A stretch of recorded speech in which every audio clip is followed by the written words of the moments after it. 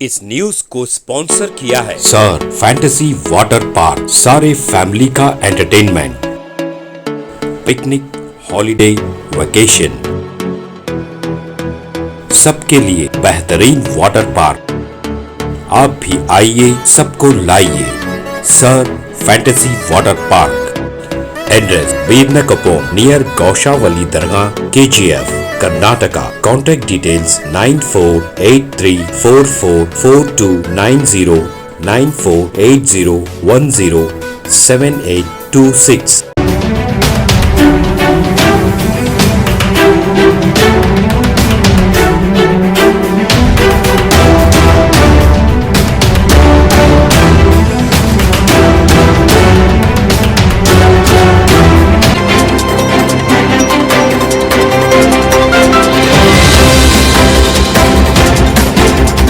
कर्नाटका गुलबर्गा शहर के grand hotel के कॉन्फ्रेंस हॉल में प्रेस कॉन्फ्रेंस करते हुए रियासती विज़रा प्रियांक खरगे और doctor Sharan Prakash Patil, KKRDB chairman doctor Ajay Dharam Singh, Gulbarga Lok Sabha candidate Radha Krishna Doddamani, Gulbarga south MLA Allam Prabhu Patil, district Congress committee president Jagdev Guttedar, इन सब की मौजूदगी में कलबुर्गी नेक्स्ट ब्रोचर का इजरा अमल में आया। इस मौके पर बात करते हुए प्रियांक खरगे ने कलबुर्गी नेक्स्ट के ताल्लुक से तफसीली बताई। गुलबर्गा सिटी को स्मार्ट सिटी बनाने की बात कही। आने वाले 5 सालों में गुलबर्गा शहर में क्या क्या तरक्की होगी और किन किन शोबों में डेवलपमेंट किया जाएगा, इसका जिक्र कलबुर्गी नेक्स्ट ब्रोचर में तफसील से तहरीर किया गया है। कलबुर्गी नेक्स्ट ब्रोचर के ताल्लुक से doctor Sharan Prakash Patil, KKRDB chairman doctor Ajay Dharam Singh और गुलबर्गा MP कैंडिडेट राधा कृष्णा डोड्डमनी ने रोशनी डाली। आइए देखते हैं तफसीली रिपोर्ट। Bureau report, Atraf TV Urdu news.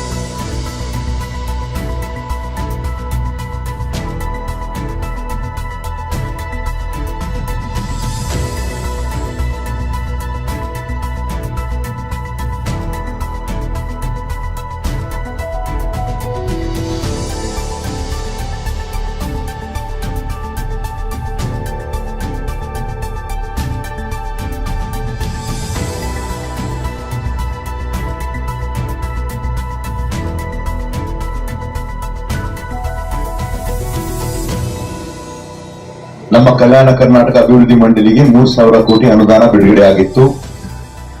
ಈ ಬಾರಿ 5,000 ಕೋಟಿ ಅಂತ ಮನೆ ಬಜೆಟ್ ಅಲ್ಲೂ ಕೂಡ ಘೋಷಣೆ ಆಗಿದೆ. ಮೊನ್ನೆ ಮಾನ್ಯ ಮುಖ್ಯಮಂತ್ರಿಗಳು ಬಂದವರು ಕೂಡ ಸ್ಪಷ್ಟವಾಗಿ ಹೇಳಿದ್ದಾರೆ.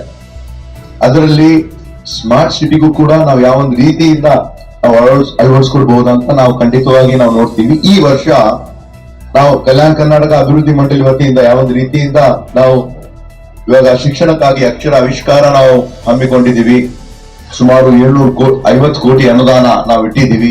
ಆರೋಗ್ಯ ಆವಿಷ್ಕಾರಗೋಸ್ಕರನು ಕೂಡ 300 ಕೋಟಿ, ಉದ್ಯೋಗ ಆವಿಷ್ಕಾರ ಕಲಿಕಾ ಆಶ್ರಯ ಡಾಕ್ಟರ್ ಶರಣ ಪ್ರಕಾಶ್ ಪಾಟೀಲ್ ಅವರು ಕೂಡ ಇದ್ದಾರೆ. ಸುಮಾರು 25,000 ಯುವಕರಿಗೆ ನಾವೇನ್ ಕೊಡ್ತಾ ಇದೀವಿ. ಮತ್ತು ಮಿನಿ ವಿಧಾನಸೌಧ ಸನ್ಮಾನ್ಯ ಮಲ್ಲಿಕಾರ್ಜುನ್ ಖರ್ಗೆ ಸಾಹೇಬ್ರು 2018ರಲ್ಲೇ ಹೇಳಿದ್ರು. ಈಗ 9 ತಾಲೂಕುಗಳಲ್ಲಿ ನಾವು ಮಿನಿ ವಿಧಾನಸೌಧ ನಾವು ಮಾಡಿದೀವಿ. ಮತ್ತೆ ಇನ್ನ 10 ತಾಲೂಕುಗಳು ಕೂಡ ನಾವು ಮಾಡ್ತಾ ಇದ್ದೀವಿ. ಅದ್ರ ಜೊತೆಯಾಗಿ ಈಗ ನಾವು ಏನೇನು ಈಗ ಗುಲ್ಬರ್ಗ ನೆಕ್ಸ್ಟ್ ಗೆ ಏನೇನು ಅವಶ್ಯಕತೆ ಇರ್ತದೆ ನಾವು ಏನೇನು ಹೇಳಿದೀವಿ.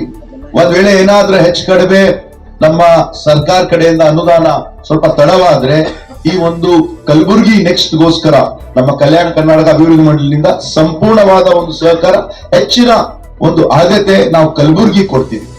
ಮಾನವ ಸಂಪನ್ಮೂಲವು ಯಾವುದೇ ರಾಷ್ಟ್ರದ ಅಭಿವೃದ್ಧಿಯ ಬೆನ್ನೆಲುಬು. ಶಿಕ್ಷಣ, ತರಬೇತಿ ಮತ್ತು ಸಬಲೀಕರಣದ ಮೂಲಕ ತನ್ನ ಜನರ ಸಾಮರ್ಥ್ಯವನ್ನು ಪ್ರೋತ್ಸಾಹಿಸುವ ಮೂಲಕ ರಾಷ್ಟ್ರವು ಆರ್ಥಿಕ, ಸಾಮಾಜಿಕ ಮತ್ತು ಸಾಂಸ್ಕೃತಿಕ ಪ್ರಗತಿಗೆ ಬಲವಾದ ಅಡಿಪಾಯನ್ನು ಪರಿಣಾಮಕಾರಿಯಾಗಿ ನಿರ್ಮಿಸಬಹುದು. ಮಾನವ ಬಂಡವಾಳದಲ್ಲಿ ಹೂಡಿಕೆಯು ಮುಂದಿನ ಪೀಳಿಗೆಗೆ ಸುಸ್ಥಿರ ಅಭಿವೃದ್ಧಿ ಸಮೃದ್ಧಿಯನ್ನು ಖಾತ್ರಿಗೊಳಿಸುತ್ತದೆ. ಆದರೆ ರಾಷ್ಟ್ರ ನಿರ್ಮಾಣದ ಚಟುವಟಿಕೆ ತಳಮಟ್ಟದಿಂದ ಆರಂಭವಾಗಬೇಕು. ಇದು ನಮ್ಮ ಗ್ರಾಮಗಳಿಂದಲೇ ಆರಂಭವಾಗಬೇಕು ಮತ್ತು ಕಲಬುರಗಿ ನೆಕ್ಸ್ಟ್ ನಮ್ಮ ಯುವ ಜನತೆಯ ಆಕಾಂಕ್ಷೆಗಳನ್ನು ಈಡೇರಿಸಲು ಕಾಂಗ್ರೆಸ್ ಪಕ್ಷ ಮತ್ತು ಅಭ್ಯರ್ಥಿಯಾಗಿ ನನ್ನ ಪ್ರಾಮಾಣಿಕ ಪ್ರಯತ್ನ. ಇದು 50 ವರ್ಷಗಳ ದೃಷ್ಟಿ ನಕ್ಷೆ ಅಲ್ಲ, ಆದರೆ 5 ವರ್ಷಗಳ ಪ್ರಾಯೋಗಿಕ ಬ್ಲೂಪ್ರಿಂಟ್ ಹೂಡಿಕೆಯಲ್ಲಿ ಪಡೆಯುವ ಮತ್ತು ಉದ್ಯೋಗವನ್ನು ಒದಗಿಸುವ ಅಸ್ತಿತ್ವದಲ್ಲಿರುವ ಕ್ಷೇತ್ರಗಳ ಸಾಮರ್ಥ್ಯವನ್ನು ಹೆಚ್ಚಿಸಲು. ಕಲಬುರಗಿ ನೆಕ್ಸ್ಟ್ ನಮ್ಮ ಜಿಲ್ಲೆಯ ಕ್ಷೇತ್ರಗಳಾದ್ಯಂತ ಮುನ್ನಡೆಸುವ ಸಣ್ಣ ಆದರೆ ಪ್ರಾಯೋಗಿಕ ಹಂತಗಳನ್ನು ಹೊಂದಿದೆ. ಈ ನೀಲಿ ನಕ್ಷೆಯನ್ನು ಆಯಾ ಕ್ಷೇತ್ರಗಳ ತಜ್ಞರು ಮತ್ತು ಸಾರ್ವಜನಿಕ ಅಭಿಪ್ರಾಯವನ್ನು ಸಮಾಲೋಚಿಸಿ ಸಿದ್ಧಪಡಿಸಲಾಗಿದೆ.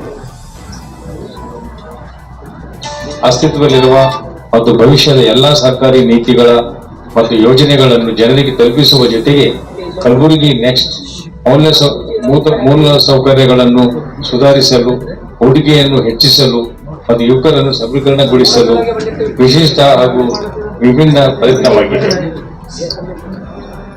ಕಲಬುರಗಿ ನೆಕ್ಸ್ಟ್ ಸಣ್ಣ ಹೆಜ್ಜೆಗಳು ಆಗಿದ್ದರೂ ಸಾರ್ಥಕ ಸಾಧನೆಗಳಾಗಲಿವೆ.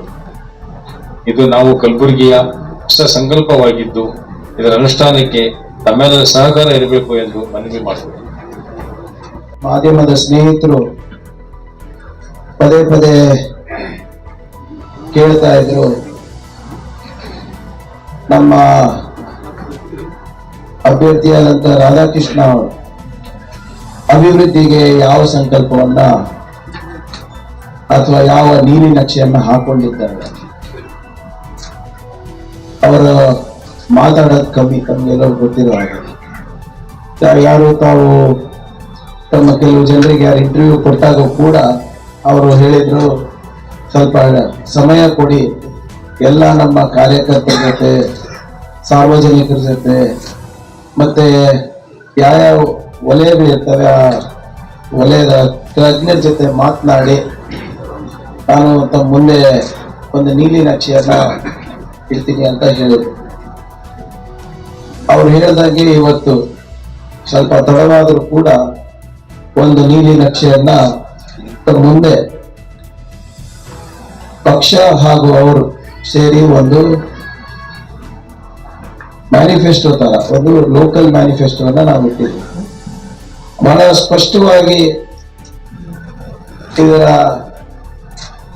ಸಂಕಲ್ಪ ನೀವು ನೋಡಿದ್ರೆ ಕಲಬುರಗಿ ನೆಕ್ಸ್ಟ್ ಅಂದ್ರೆ ನಮ್ಮ ಮುಂದಿನ ಕಲಬುರಗಿ ಹೇಗಿರಬೇಕು. ನಾವು ಬಿಜೆಪಿ ಅವ್ರ ತರ ಸುಳ್ಳು ಹೇಳಿ ಓಡೋದವರಲ್ಲ. ಮೊನ್ನೆ ಶರಣ್ ಪ್ರಕಾಶ್ ಸಾಹೇಬ್ರಿಗೆ ನಾವು ಇದ್ರ ಬಗ್ಗೆ ನಾವು ಮಾತನಾಡ್ಬೇಕಾದ್ರೆ, ಫೈನಲೈಸ್ ಮಾಡ್ಬೇಕಾದ್ರೆ ಬಹಳ ಸ್ಪಷ್ಟವಾದಂತ ನಿರ್ದೇಶನ ಬಂದಿದ್ದೇನಪ್ಪ ಅಂದ್ರೆ, ಯಾವುದನ್ನ ನಾವು ಮಾಡ್ಲಿಕ್ಕೆ ಆಗೋದಿಲ್ಲ ಅದನ್ನ ನಾವು ಜನರಿಗೆ ತಪ್ಪು ಮಾಹಿತಿಯನ್ನು ಕೊಡಬಾರ್ದು ಅಥವಾ ತಪ್ಪು ಆಶ್ವಾಸನೆ ಕೊಡಬಾರ್ದು. ತಾವು ಇಲ್ಲಿ ಸಂಪೂರ್ಣವಾಗಿ ಓದಿದ್ರೆ ಈ ಬುಕ್ಲೆಟ್ ಅನ್ನ, ಬ್ರೋಷರ್ ಅನ್ನ, ತಮಗೆ ಇದು ಸಣ್ಣ ಹೆಜ್ಜೆಗಳು ಸಾರ್ಥಕ ಸಾಧನೆಗಳು ಅಂತ ಅನ್ಸುತ್ತೆ. ಕಾರಣ ಏನಪ್ಪಾ ಅಂದ್ರೆ, ಬಹಳ ಸ್ಪೆಸಿಫಿಕ್ ಆಗಿ ಆಲ್ಮೋಸ್ಟ್ ಎಲ್ಲ ಸೆಕ್ಟರ್ಸ್ ವರ್ಟಿಕಲ್ಸ್ ಅನ್ನ ಕವರ್ ಮಾಡ್ಲಿಕ್ಕೆ ಪ್ರಯತ್ನ ನಾವು ಮಾಡಿದ್ವಿ. ಹಂಗಂತ ನಾವು ದೊಡ್ಡ ಕೆಲಸ ಇರ್ಬೋದು, ಸರ್ಕಾರದ ಯೋಜನೆಗಳು ಕೈ ಬಿಡ್ತಾ ಇದೀವಿ ಅಂತ ಅಲ್ಲ. ರಾಜ್ಯ ಸರ್ಕಾರದ, ಕೇಂದ್ರ ಸರ್ಕಾರದ ಎಲ್ಲಾ ನೀತಿಗಳು ಮತ್ತೆ ಯೋಜನೆಗಳು ಅನುಷ್ಠಾನದ ಜವಾಬ್ದಾರಿ ಒಬ್ಬ ಸಂಸದರದ್ದು, ಒಬ್ಬ ಶಾಸಕರದಾಗಿರುತ್ತೆ. ಅದನ್ನ ಖಂಡಿತವಾಗಿ ಮಾಡ್ತಾರೆ. ಅದ್ರ ಜೊತೆಯಾಗಿ ಕಲಬುರಗಿಗೆ ನಾವು ಯಾವ ರೀತಿ ಪ್ರತಿ ವಲಯದಲ್ಲಿ ಇಂಪ್ರೂವ್ಮೆಂಟ್ ಮಾಡಬಹುದು, ಎನ್ಹ್ಯಾನ್ಸ್ಮೆಂಟ್ ಮಾಡಬಹುದು, ಮತ್ತೆ ಎಂಪವರ್ಮೆಂಟ್ ಮಾಡಬಹುದು ಅಂದ್ಬಿಟ್ಟು ಸ್ಪಷ್ಟವಾದಂತ ನೀಲಿ ನಕ್ಷೆಗಳನ್ನ ಇದರಲ್ಲಿ ಇದೆ. ಉದಾಹರಣೆಗೆ ನಿಮ್ಮ ಅಗ್ರಿಕಲ್ಚರ್ ನಲ್ಲಿ ನಮ್ಮ GI tag in agriculture horticulture products ಇದೆ. ನಮ್ಮ ತೊಗರಿ ಇರ್ಬೋದು, ಕಮಲಾಪುರ ಬಾಳೆಹಣ್ಣು ಇರ್ಬೋದು, ಅದನ್ನ ಯಾವ ರೀತಿ ನಾವು ರಾಷ್ಟ್ರೀಯ ಮತ್ತೆ ರಾಜ್ಯಕ್ಕೆ ಒಂದು ಮಾರುಕಟ್ಟೆಗೆ ನಾವು ಕೊಡಬಹುದು ಅಂದ್ಬಿಟ್ಟು ಒಂದು ಪ್ಲಾನ್ ಹಾಕೊಂಡಿರ್ಬೋದು. ಅಥವಾ ಮೊನ್ನೆ ತಾವು ನೋಡಿದ್ರಿ, ತಮ್ಮೆಲ್ಲರ ಸಲಹೆ ಮೇರೆಗೆ ನಾವು ಕಲಬುರಗಿ ರೊಟ್ಟಿ ಅಂತ ಒಂದು ಬ್ರ್ಯಾಂಡ್ ಅನ್ನ ಲಾಂಚ್ ಮಾಡಿದ್ವಿ. ಅಂದ್ರೆ ರೈತರಿಗೂ ಅನುಕೂಲ, ಯಾರು ರಿಟೇಲ್ ಮಾಡ್ತಾರೆ ಅವರಿಗೂ ಅನುಕೂಲ ಆಗುವ ರೀತಿಯಲ್ಲಿ ಮಾಡ್ತಾರೆ. ಮತ್ತೆ ನಮ್ಮ ರೈತರಿಗೆ ಯಾವ ರೀತಿ ಆಧುನಿಕವಾದಂತ ಏನು ಮೆಕನೈಸೇಷನ್ ಅಂತ ನಾವೇನ್ ಹೇಳ್ತೀವಿ, ಆಧುನೀಕರಣ ಸಂಕೀರ್ಣಗಳನ್ನ ನಾವು ಕೊಡ್ಬೋದು. ಡ್ರೋನ್ ಹಬ್ಗಳನ್ನ ಮಾಡಿ ಅವರಿಗೆ ಪ್ರತಿ ಏಕರಿಗೆ ಅವರಿಗೆ ಈಲ್ಡ್ ಜಾಸ್ತಿ ಮಾಡುವಂತದ್ದು ಇರ್ಬೋದು. ಹೀಗೆ ಬಹಳ ಸ್ಪೆಸಿಫಿಕ್ ಆಗಿ ಪ್ರತಿ ವಲಯದಲ್ಲಿ ಅಗ್ರಿಕಲ್ಚರ್ ಇರ್ಬೋದು, ಫಿಶರೀಸ್ ಇರ್ಬೋದು, ಸೋಷಿಯಲ್ ವೆಲ್ಫೇರ್ ನಲ್ಲಿ ಬಹಳ ಸ್ಪಷ್ಟವಾಗಿ ಹೇಳಿದ್ದಾರೆ. ಇನ್ನು 5 ವರ್ಷದಲ್ಲಿ ಪ್ರಾಮಾಣಿಕವಾಗಿ ನಾವು ಪ್ರಯತ್ನ ಮಾಡಿದೆ. ಬ್ಯಾಕ್ವರ್ಡ್ ಹಾಸ್ಟೆಲ್ಗಳು ಮತ್ತೆ ಸೋಷಿಯಲ್ ವೆಲ್ಫೇರ್ ಹಾಸ್ಟೆಲ್ಗಳು ಯಾವುದು ಇದರಲ್ಲಿ ಅದು ರೆಂಟೆಡ್ ಬಿಲ್ಡಿಂಗ್ ನಲ್ಲಿ ನಡೀತಾ ಇದೆ. ಸ್ವಂತ ಕಟ್ಟಡಗಳು ಆಗ್ಲಿಕ್ಕೆ ನಾವು ಎಲ್ಲರೂ ಸೇರಿ ಪ್ರಯತ್ನ, ಕೇಂದ್ರದ ಅನುದಾನ ಇರ್ಬೋದು, ರಾಜ್ಯದ ಅನುದಾನ ಇರ್ಬೋದು, ಎರಡೂ ಸೇರಿಸಿ ನಾವು ಮಾಡ್ಬೋದು ಅಂತ. ಮತ್ತೆ ನಾವು ಯಾವಾಗಲೂ ನಮ್ಮ ದೊಡ್ಡ ಪ್ರಶ್ನೆ ಯಾವ ಚುನಾವಣೆಯಲ್ಲಿ ಏನಿದೆ ಅಂದ್ರೆ ಬಂಡವಾಳದಿರ್ಬೋದು, ವಾಣಿಜ್ಯದಿರ್ಬೋದು. ಇವತ್ತಿನ ಪತ್ರಿಕಾಗೋಷ್ಠಿಯ ಮುಖ್ಯ ಉದ್ದೇಶ 5 ವರ್ಷಗಳ ಕಾಲ ನಾವು ಕಲಬುರಗಿಗಾಗಿ ಏನು ಕಳೆದ 5 ವರ್ಷದಿಂದ ನಮಗೆ ಅಭಿವೃದ್ಧಿಯಲ್ಲಿ ಹಿನ್ನಡೆ ಆಗಿದೆ, ಅಂದ್ರೆ ಯಾವುದೇ ಅಭಿವೃದ್ಧಿ ಆಗದೇನೆ ಮತ್ತು ಸಂಪೂರ್ಣವಾಗಿ ಕ್ಷೇತ್ರವನ್ನು ನಿರ್ಲಕ್ಷ್ಯ ಮಾಡಿ 5 ವರ್ಷಗಳ ಕಾಲ ಏನು ನಮ್ಮ ಕಲಬುರಗಿಗೆ ಸಾಧನೆ ಆಗಿಲ್ಲ ಅಂತಕ್ಕಂಥ ಭಾವನೆ ಸಾರ್ವಜನಿಕರಲ್ಲಿ ಇದೆ. ಹಾಗಾಗಿ ಮುಂದೆ 5 ವರ್ಷಗಳ ಕಾಲ ಈ ಕಲಬುರಗಿಗೆ ನಾವೇನೆಲ್ಲ ನಾವೊಂದು ಕಲ್ಪನೆ ಬೆಳೆ ಈ ಜಿಲ್ಲೆಯ ಜನರು ಆಶೀರ್ವಾದ ಮಾಡಿದ್ರೆ ನಮ್ಗೆ ಏನೆಲ್ಲ ನಾವು ಕಲ್ಪನೆಗಳಿದೆ ಅಂತಕ್ಕಂಥದ್ದು ಕಲಬುರಗಿ ನೆಕ್ಸ್ಟ್ ಒಂದು ಪತ್ರಿಕೆಯನ್ನು ತಮಗೆ ಕೊಡ್ತಾ ಇದ್ದೀವಿ. ಅದಕ್ಕಾಗಿ ಇವತ್ತು ವಿಶೇಷವಾಗಿ ಈ ಚುನಾವಣೆಯಲ್ಲಿ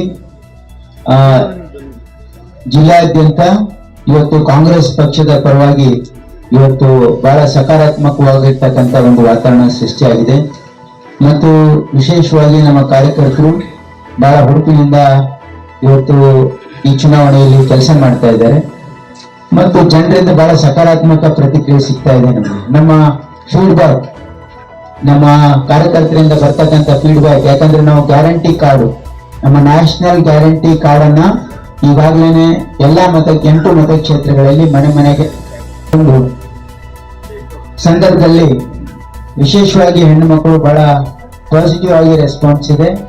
ಗೃಹಲಕ್ಷ್ಮಿ ಮತ್ತು ಗೃಹ ಜ್ಯೋತಿ ಮತ್ತು ಶಕ್ತಿ ಕಾರ್ಯಕ್ರಮ ಆಗಿರ್ಬೋದು, ಅನ್ನಭಾಗ್ಯ, ಯುವ ನಿಧಿ, ಈ ಎಲ್ಲಾ ಕಾರ್ಯಕ್ರಮದ ಟೋಟಲ್ ಎಫೆಕ್ಟಿವ್ ಖಂಡಿತವಾಗಿಯೂ ಕೂಡ ಇವತ್ತು ನಮ್ಮ ಪಕ್ಷದ ಪರವಾಗಿದೆ ಅಂತಕ್ಕಂಥ ಒಂದು ಫೀಡ್ಬ್ಯಾಕ್ ನಮ್ಮ ಕಾರ್ಯಕರ್ತರು ಕೊಟ್ಟಿದ್ದಾರೆ.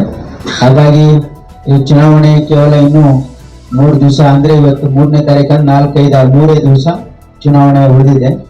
ಹಾಗಾಗಿ ನಾನು ಜಿಲ್ಲೆಯ ತಮ್ಮ ಮುಖಾಂತರ ಜನರಿಗೆ ಮನವಿ ಮಾಡ್ಕೊಳ್ಳೋದೇನೆಂದ್ರೆ ತಾವೆಲ್ಲ ಕಾಂಗ್ರೆಸ್ ಪಕ್ಷಕ್ಕೆ ಆಶೀರ್ವಾದ ಮಾಡಿ. ಇವತ್ತು ಖಂಡಿತವಾಗಿಯೂ ರಾಧಾಕೃಷ್ಣ ಅವರ ಏನು ಸಂಕಲ್ಪ ಇದೆ ಕಲಬುರಗಿ ನೆಕ್ಸ್ಟ್, ಅದನ್ನ ಕಾರ್ಯಗತ ಮಾಡ್ತಕ್ಕಂಥದ್ದು ನಮ್ಮೆಲ್ಲ ಜವಾಬ್ದಾರಿಯಾಗಿದೆ. ಮತ್ತು ನಮ್ಮೆಲ್ಲ ಕಲಬುರಗಿ ಜಿಲ್ಲೆಯ ಜನತೆಯಲ್ಲಿ ನನ್ನ ಮನವಿ ಏನಿದೆ ಅಂದ್ರೆ ತಮ್ಮ ಓಟು ಕಲಬುರಗಿ ಜಿಲ್ಲೆ ಅಭಿವೃದ್ಧಿಗಾಗಿ, ತಮ್ಮ ಓಟು ಕಲಬುರಗಿ ಜಿಲ್ಲೆಯ ಒಂದು ಸಮೃದ್ಧಿಗಾಗಿ ಅಂತ ಹೇಳಿ ನನ್ನ ಒಂದು ಮನವಿ ಇದೆ.